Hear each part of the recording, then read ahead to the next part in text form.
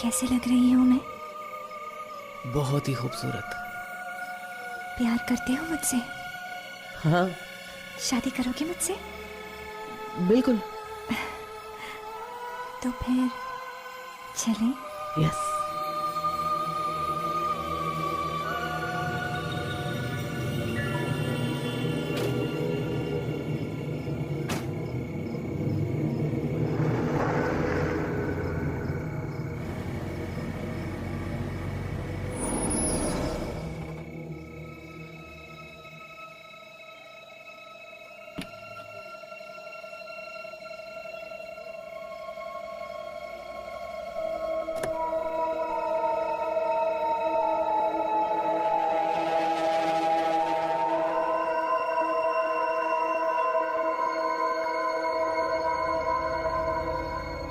Hello. अरे कौन हो भाई, किससे बातें कर रहे हो यार?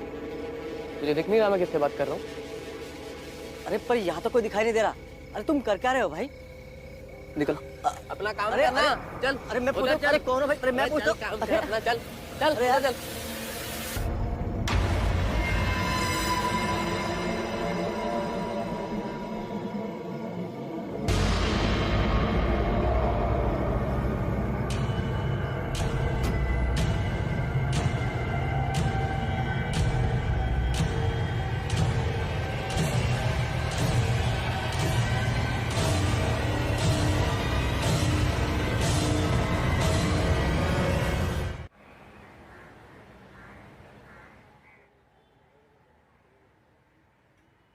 अदिति का कुछ पता नहीं चल रहा है।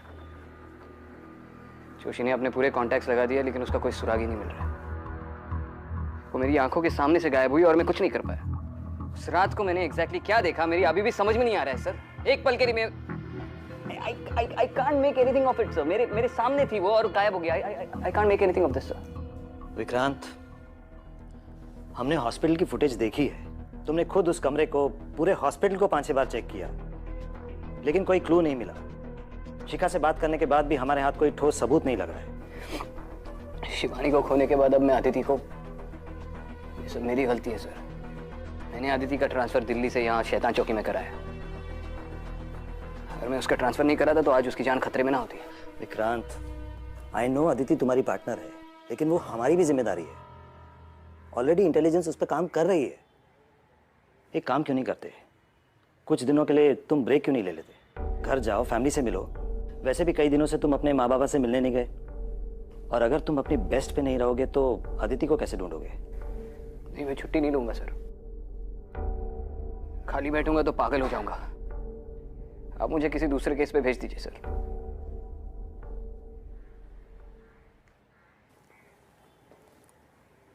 ठीक है, अगर ऐसी ही बात है तो एक केस आया है जिस पे आज से ही तुम काम शुरू कर सकते हो। वाशी स्टेशन के एसआई माल्या इस केस पे तुम्हारा साथ देंगे। तुम उनसे मिलके इस केस के सारे डिटेल्स ले लो। गुड। जी सर। Thank you sir.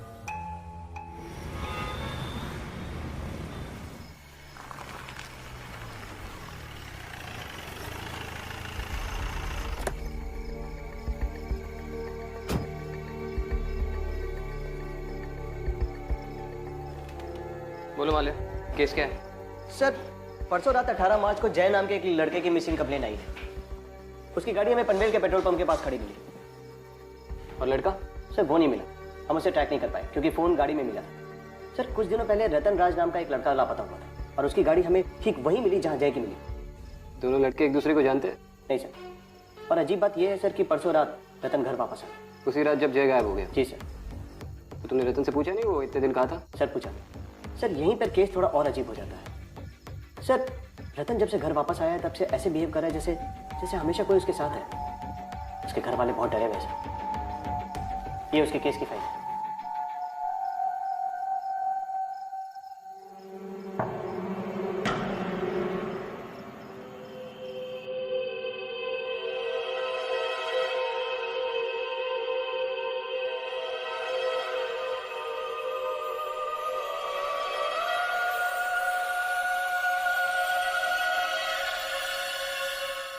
माँ, तू ये क्या कर रही है? तो यहाँ से बाहर निकल। रतन कैसी बातें कर रहा है? हाँ? किस गलती की सजा दे रहा है तू हमको? तुझे किसी की नजर लगी है इसलिए मैं नजर उतार रही हूँ तेरी। तूने फिर उसे रुला दिया ना? जाओ जाओ, उससे जाके माफी मांग। यहाँ कौन है जिससे मैं माफी मांगू? तू पागल हो गया है क्या? प्लीज प्लीज मुझे छोड़ के मत जाओ, प्लीज। भगवान, रतन क्या कर रहा है?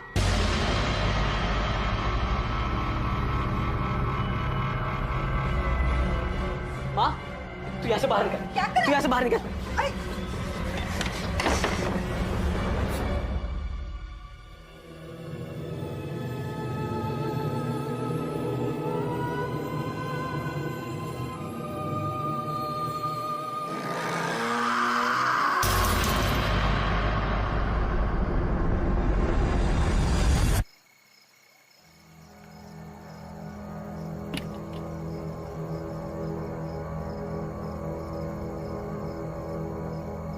मान लिया तुम्हें कोई बदबू आ रही है? हाँ सर, बड़ी अजीब सी बदबू है। अरे ये बदबू तब से है जब से हमने गाड़ी को कस्टडी में लिया है। तब से ये बदबू गई नहीं सर। पता नहीं क्यों ये स्मेल जानी पहचानी सी लग रही है। सबसे पहले ये गाड़ी किसने स्पॉट की थी? सर वो पेट्रोल पंप पे एक लड़का है, हरीश, अटेंडेंट है, नाइट ड्यूटी उसी की रहती है। दोनों गाड़ियों की रिपोर्ट उसी ने की और उसने दोनों लड़कों को भी देखा था। अजीब सी हरकत कर रहे थे वो, पता नहीं अपने आप में बातें करते हुए कहीं दूर निकल गए। अच्छा, हरीश ने दोनों लड़कों को देखा? जी सर। हरीश से मिलते चलो। ठीक है सर।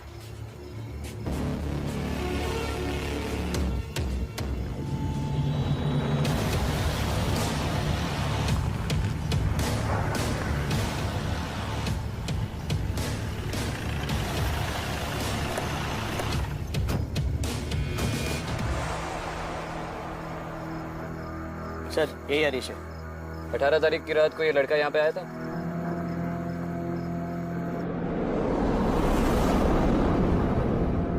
हाँ सर, वैसे तो यहाँ सैकड़ों लोग आते हैं, मगर मैं इस आदमी को कभी नहीं भूल सकता। जब भी यहाँ हर बार कुछ ऐसा हुआ तो मैं ही ड्यूटी पर था सर। हर बार मतलब? सर 5-6 दिन पहले ऐसा एक लड़का आया था जो इसी की तरह अजीब बर्ताव कर रहा था। हाँ देख, सर। तो दूसरा लड़का ये था? हाँ सर। इन दोनों लड़कों के बारे में जो कुछ भी याद है बता दो। सर दोनों जब पेट्रोल पंप पर आते तो ठीक लगते थे और यहाँ से निकलने के बाद ना जाने उनके साथ कुछ अजीब होता था। चलती गाड़ी रोक देते थे और ना जाने किससे बातें करते थे और फिर गाड़ी से उतरकर कहीं चले जाते थे सर। उन लड़कों के अजीब बर्ताव को देखकर उनके पास जाने से मुझे डर लगता था। और मेरी माँ कहती थी सर कि कोई चुड़ैल है जो रात में सफेद कपड़े पहनकर और हाथ में बच्चा लेकर रात भर घूमती है और ऐसे लड़कों को अपने वश में कर लेती है। कहीं ये सब कुछ ऐसा हुआ तो सर? मैंने पूछा तुमसे तुम्हारी माँ क्या कहती थी? कुछ लगेगा तो बुलाएंगे। ठीक है सर। मान लिया सिर्फ 18 तारीख की नहीं, पूरे हफ्ते की सीसीटीवी फुटेज निकलवाओ। Okay sir. जाओ मैनेजर से बात करो। ओके।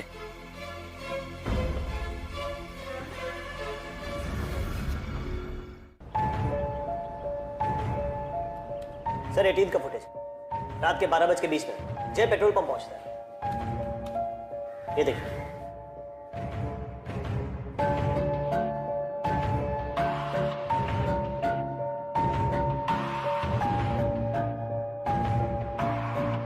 ये नशे में लग रहा है। सर मुझे भी वही शक।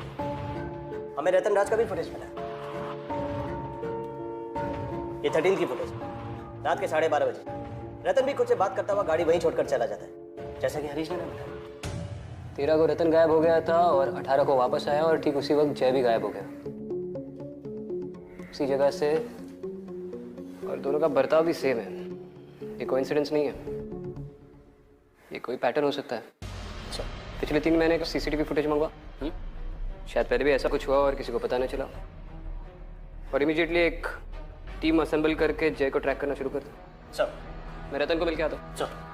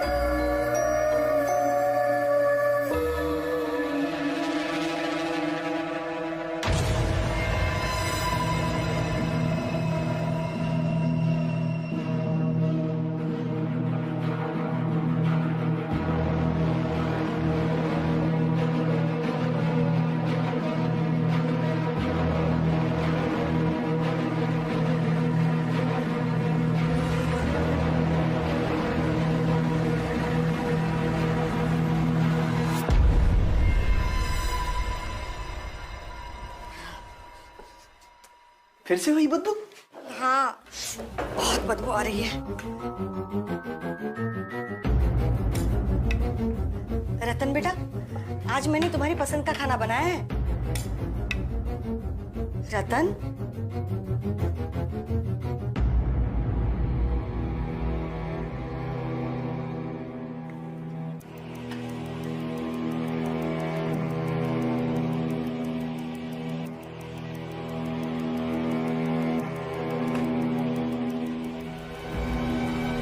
इसकी प्लेट में खाना कौन डालेगा? किसकी प्लेट में बेटा? इसकी प्लेट में। बस करो रतन, पागल तो नहीं हो गए तुम? पागल मैं नहीं, पागल आपकी बीवी हो गई है, जिसको देख के भी अनदेखा कर रही है। अगर इस घर में इसको इज्जत नहीं दी जाएगी ना, तो मुझे भी इस घर से कुछ नहीं चाहिए। चलो। अरे रतन,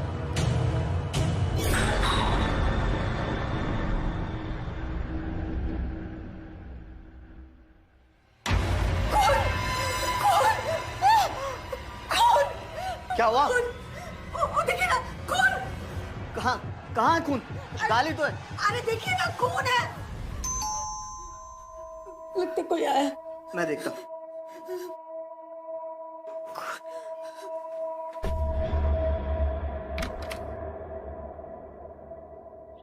विक्रांत सिंघल। हाँ जी, आइए।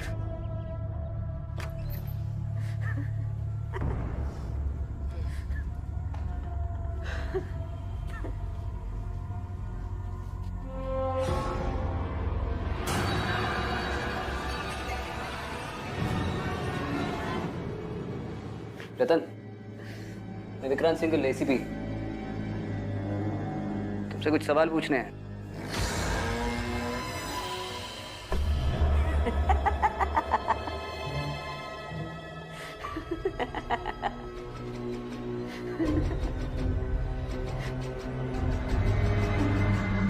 सर, जब से रतन घर वापस आया है, तब से ये अजीब सी स्मेल आ रही है।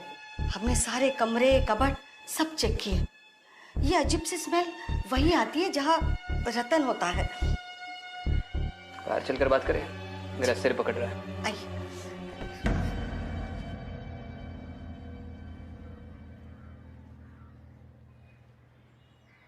आपके बेटे को शराब या ड्रग्स की लत थी? नहीं सर, कभी नहीं। वो ऐसी चीजों से तो हमेशा मीलों दूर रहा है। घर आने के बाद उसने बताया वो इतने दिन कहाँ था, किसके साथ था? नहीं सर, हमने पूछने की बहुत कोशिश की, लेकिन उसने कुछ बताया ही नहीं। अचानक हंसने लगता है, अजीब सी हरकतें करने लगता है। हम बहुत परेशान हो गए। हमारे बेटे को क्या हुआ है? फिर से वही बदबू। कोई मामूली बदबू नहीं है। कुछ महीने पहले हमें डॉकयार्ड एरिया में एक छोटे बच्चे की लाश मिली थी। लाश पूरी तरह से सड़ी हुई थी। ये उसी तरीके की बदबू है।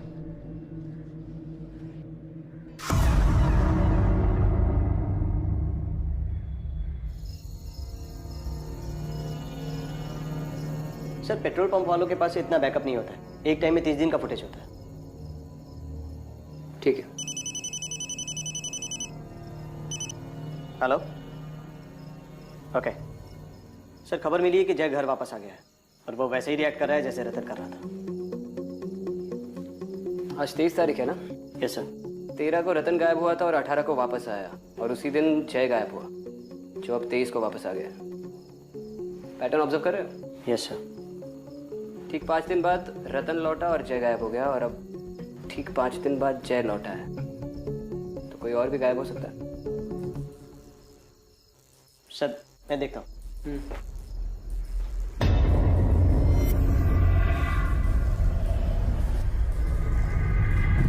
अदिति,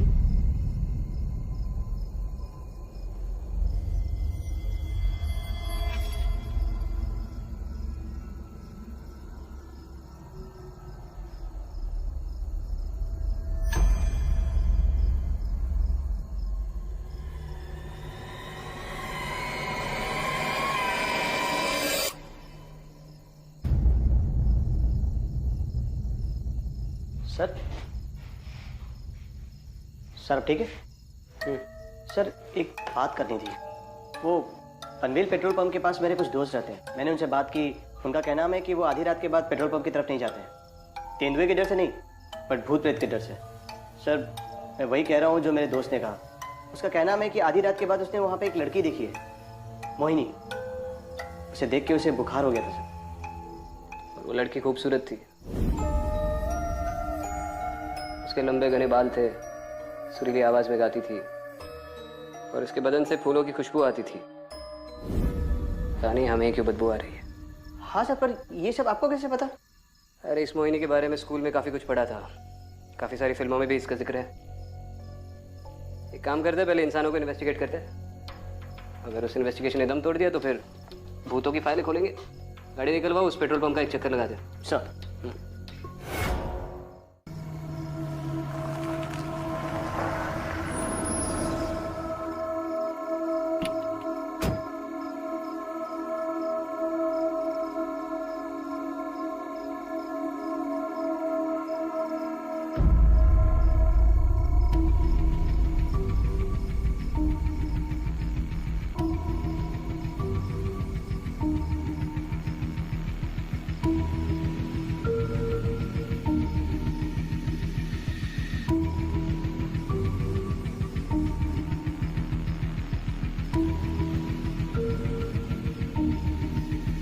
सूरज श्रॉफ।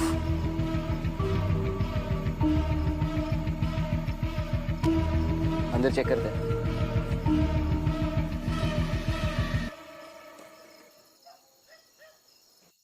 नहीं नहीं, माँ मान जाएंगी, उन्हें बस थोड़ा टाइम लगेगा। नहीं रतन, वो नहीं मानेंगे। लेकिन रतन, तुम मुझसे प्यार करते हो ना?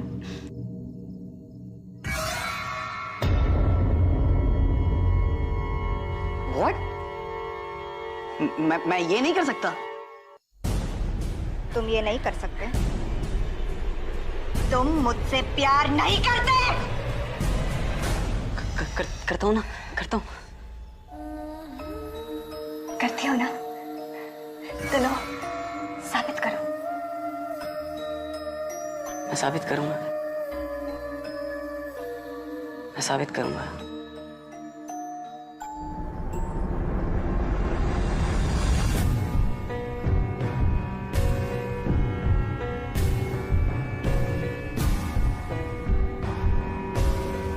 सीमा, I love you, Seema. I love you। सूरज,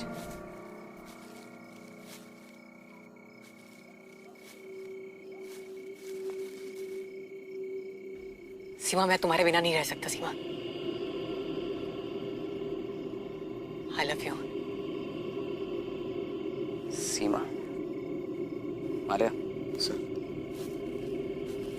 तो भाई किससे बात कर रहा है तू? अरे कौन है? किससे बात कर रहा है? सूरज, वो हमें अलग करना चाहते हैं। सूरज। अरे किससे बात कर रहा है? सूरज, तुम मुझे छोड़ोगे तो नहीं? अरे भाई,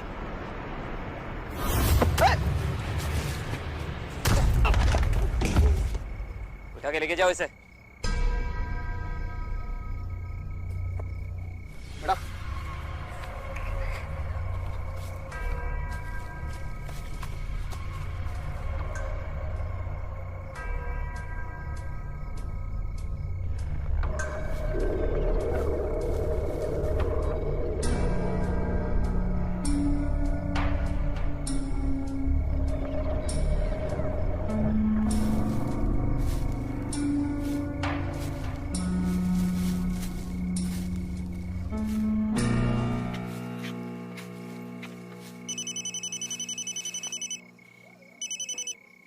हेलो। ओके सर, खबर आई है कि रतन और रतन की माँ की मौत हो गई। लाश उनके घर पे मिली है। हमें वहीं पहुंचना होगा। चलो।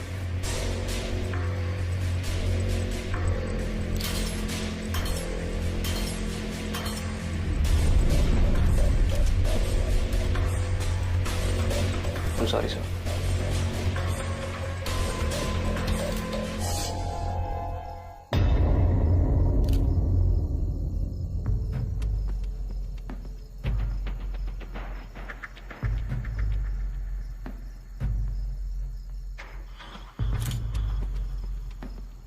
तक ये जिंदा था इसके आसपास सड़ी हुई लाश की बदबू आती थी, और आज इसकी लाश सामने पड़ी है लेकिन बदबू गायब है।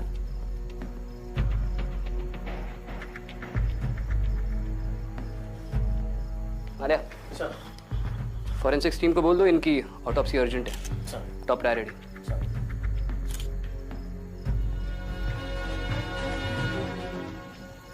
अब बचता है सिर्फ जय। अगर ये कोई पैटर्न है तो जय की फैमिली को इमीडिएटली वार्न करना पड़ेगा। सर।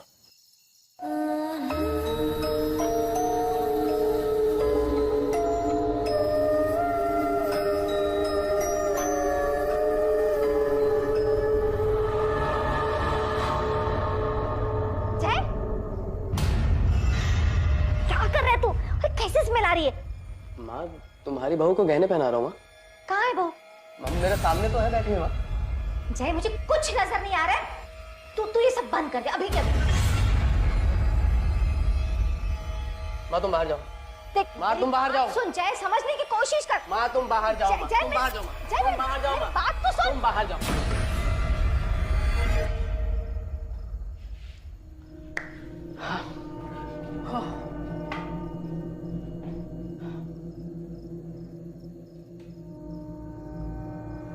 कितनी खूबसूरत हो तुम।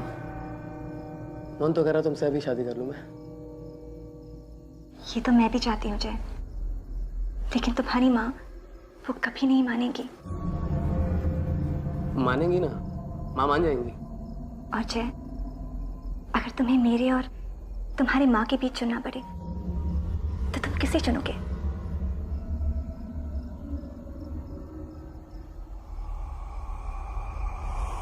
तुम्हें चुनूंगा मैं, तुम्हें।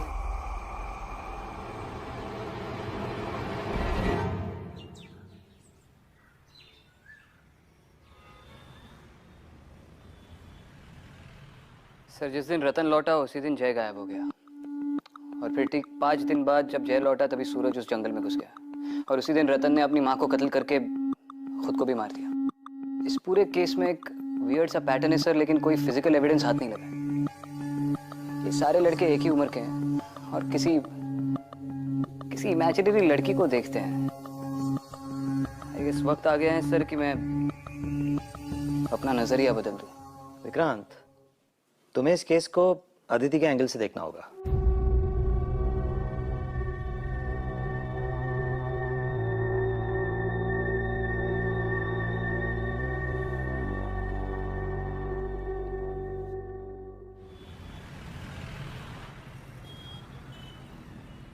मिसेस रोड़े, जय ने आपको बताया वो किससे बात करते रहता है? कुछ नहीं बताया। मैंने कई बार पूछा, कुछ भी नहीं बताता है। अजीब सी हरकतें करता रहता है। कल तो उसने हद कर दी। मेरी सारी ज्वेलरी लेकर अपने कमरे में चला गया और पता नहीं किससे बातें कर रहा था, किस लड़की को वो सारी ज्वेलरी देने की कोशिश कर रहा था। मुझे तो बहुत डर लग रहा था। पता नहीं उसके साथ ये सब क्या हो रहा है। लड़की को दे रहा था? जी।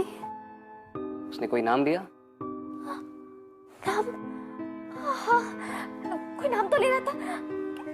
हाँ, सीमा नाम ले रहा था वो।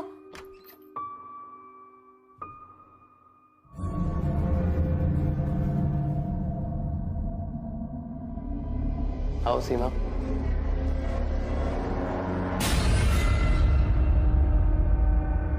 कम।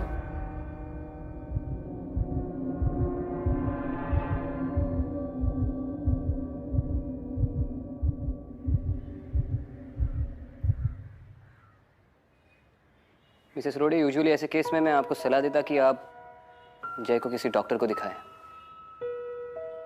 लेकिन ये कोई दिमागी बीमारी नहीं है। क्या है क्या नहीं है ये अभी मैं आपको नहीं बता सकता। आप बस अपना ख्याल रखिए और जय पे नजर रखिए, और किसी भी वक्त आपको जरा सी भी थ्रेट महसूस हो आप इमीडिएटली मुझे कॉल करना। जी अच्छा। वैसे भी मैं आपके घर के बाहर 24 घंटे के लिए सर्विलेंस रख रहा हूँ।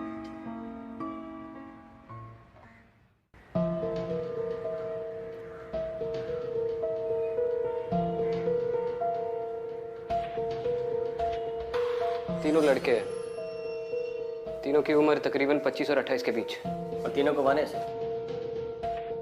तीनों अपनी गाड़ी उस पेट्रोल पंप के पास छोड़कर 5 दिन के लिए उसी जगह पे छुपे हुए थे।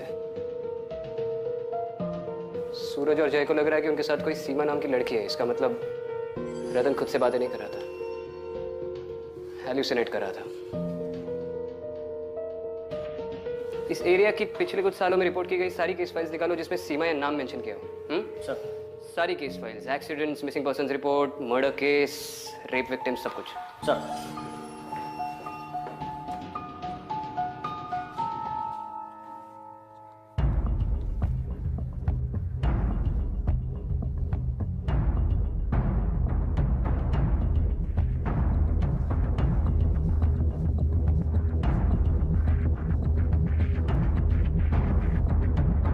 सर, सीमा सिंह की फाइल मिली है। पिछले साल उसकी लाश पनवेल के पेट्रोल पंप के पास वाले जंगल में मिली थी, जहां से हमें सूरज मिला था। बॉडी आइडेंटिफाई किसने की थी?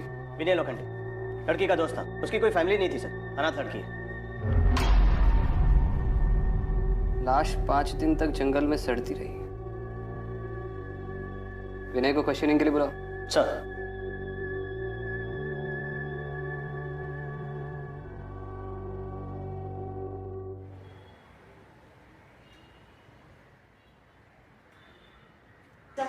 विनय की मां है। बैठी।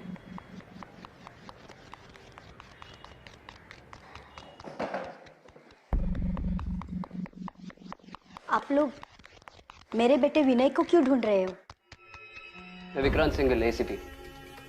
विनय से उसकी दोस्त सीमा के बारे में बात करनी थी।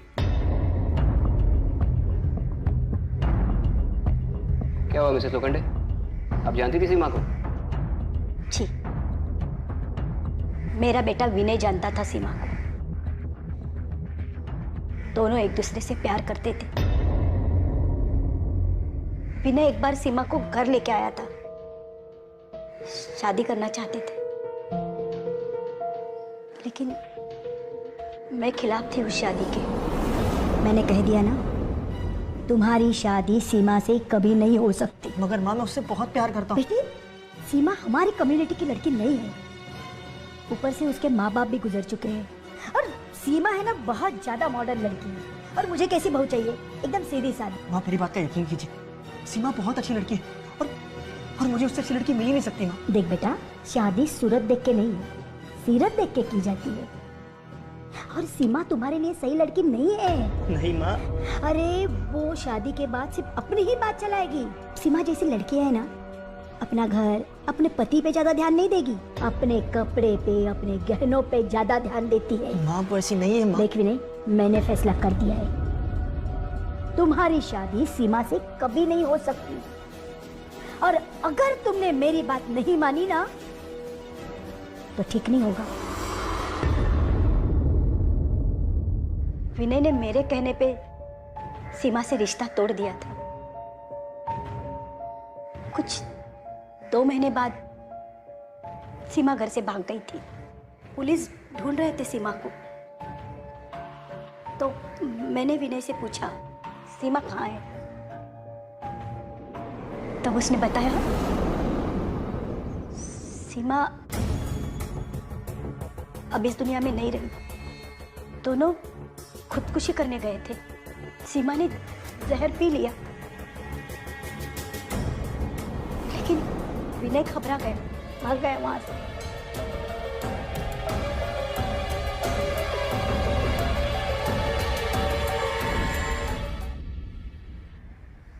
आप लोग पुलिस के पास क्यों नहीं आए?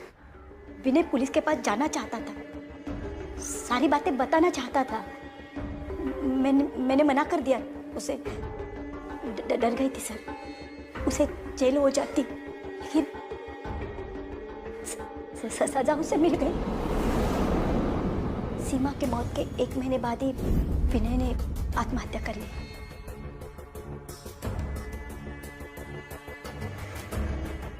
सारी गलती मेरी थी सर, सजा मिली मुझे। मेरा इकलौता बेटा था, छीन गया मुझसे, मिली सजा।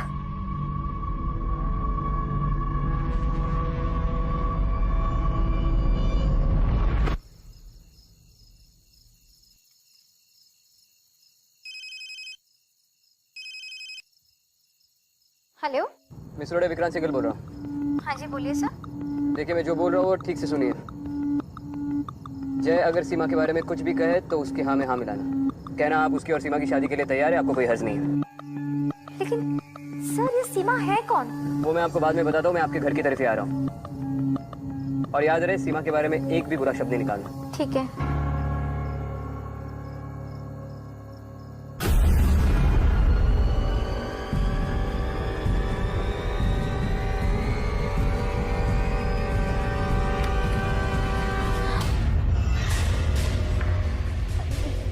जय बेटा देखो देखो, तुम जो कहोगे ना मैं वही करूंगी। तुम सीमा से शादी करना चाहते हो ना, तो हो जाएगी तुम्हारी शादी। मैं करा दूंगी बेटा, मैं खुद करा दूंगी तुम्हारी शादी। हाँ? देखा, माँ शादी के लिए मान गई। मेरा बच्चा, तो चिंता मत कर बेटा, मैं तुम दोनों साथ में रहना, मैं करा दूंगी तुम्हारी शादी। हाँ? क्या हुआ बेटा? हाँ बेटा क्या हुआ जय? क्या हुआ क्या हुआ? माँ मुझे अजीब सी स्मेल आ रही है माँ। सब ठीक हो जाएगा, कुछ नहीं होगा, सब ठीक हो जाएगा बेटा, सब ठीक हो जाएगा।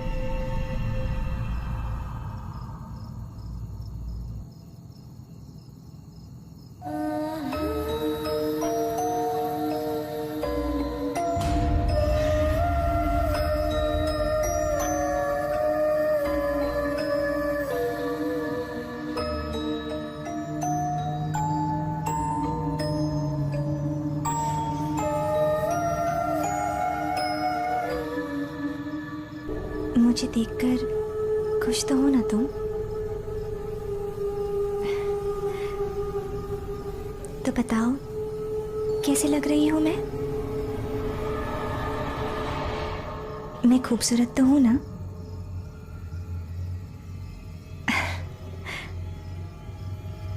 मेरे साथ चलोगे? तो फिर चलो।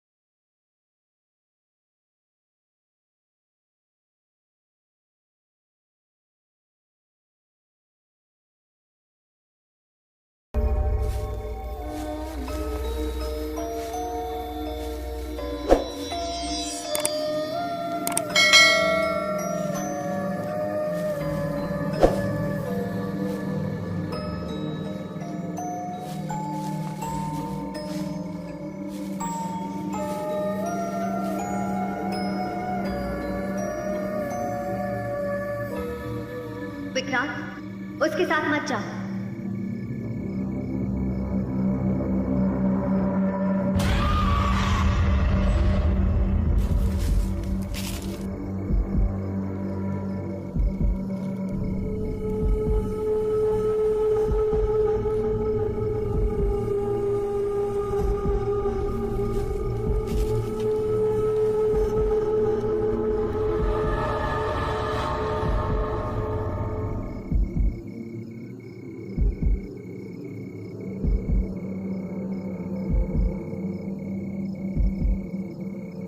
तुम्हारी जान खतरे में विक्रांत, रुक जा।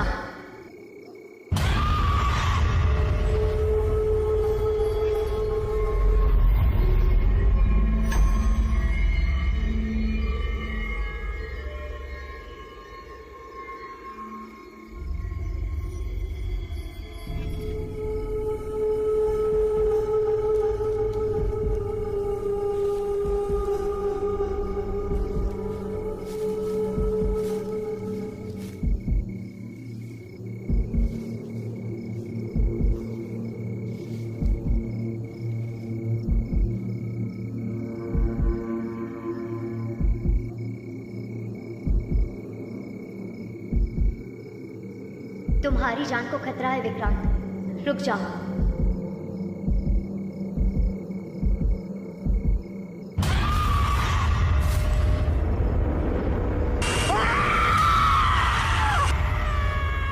क्या मैं अब तेरे लायक नहीं हूँ? क्या मैं सुंदर नहीं हूँ?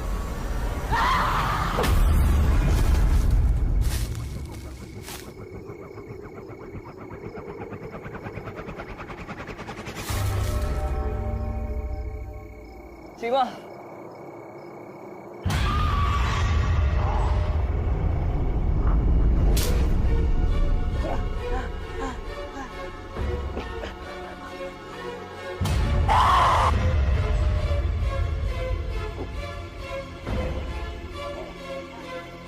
सीमा, मैं जानता हूँ यहाँ क्या हुआ था और तुम किसका इंतजार कर रही हो। तुम विनय की राह देख रही हो ताकि वो आए और तुम अपना बदला ले लो। विनय नहीं आएगा सीमा, विनय नहीं आएगा, वो इस दुनिया में नहीं रहा। एक दोस्त को खोने का दुख क्या होता है ये मैं समझ सकता हूँ सीमा, लेकिन तुम अपने प्यार को गलत दुनिया में ढूंढ रही हो। अगर उसका यहाँ पे इंतजार करोगी तो बहुत से निर्दोष लोग मारे जाएंगे। उसे ढूंढना है तो अपनी दुनिया में ढूंढो।